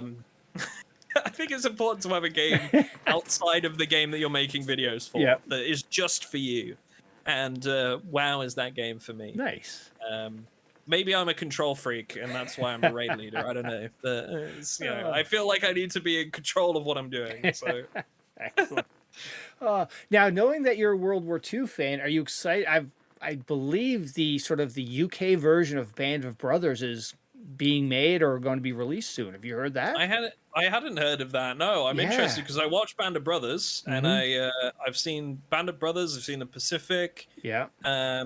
You could probably name a World War II film or a series, and I've probably seen it. Yeah. So I hadn't heard of that. So do you know what it's supposed to be like called? Is it just Band of Brothers? It's sort of like, I don't know if it's just Band of Brothers or basically the Band of Brothers sort of style, but based off of a UK group or regiment or something like that. Right. Yeah. Okay. Yeah. No, I'd be interested in that. Absolutely. Yes. I haven't heard of it, but I would definitely watch it because I loved Band of Brothers. Yep, absolutely amazing.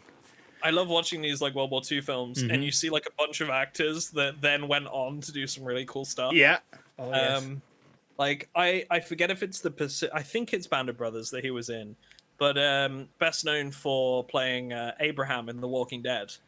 He was in his younger age, like when he was really, really quite young. Oh shoot! I think it's Band of Brothers. Yeah. Okay. But you see all these actors that like later went on to do something like really, really big. Yes. In all these old war films. I love it. So cool. yeah, I'll have to watch that for sure. Definitely.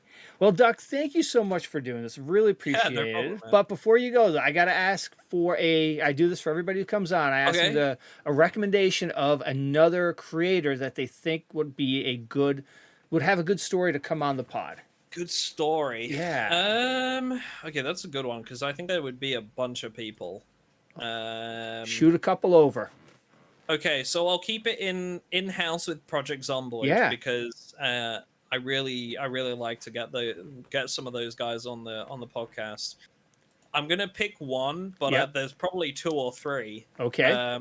I think if I had to pick one, it would be Nurse. Okay. Nurse is an absolutely amazing content creator that has made a name for herself on Project Zomboid in an informational capacity as well. Yeah. But she does some very unique content in the sense that a lot of her stuff is less than a minute long. Even less than 30 seconds a lot of the time. But they're not shorts. They're actual, like, horizontal... Oh, really? Clips, yeah. And she definitely hit the nail on the head and became very, very popular very quickly. Yeah. And she is a fantastic creator. She's taken part in I've done like a collab with her before. We both have servers. We talk often about that sort of stuff. She is an absolutely instrumental part of the Project Zomboid community that I would love to see on the pod. Absolutely. Yeah. We'll definitely get her on.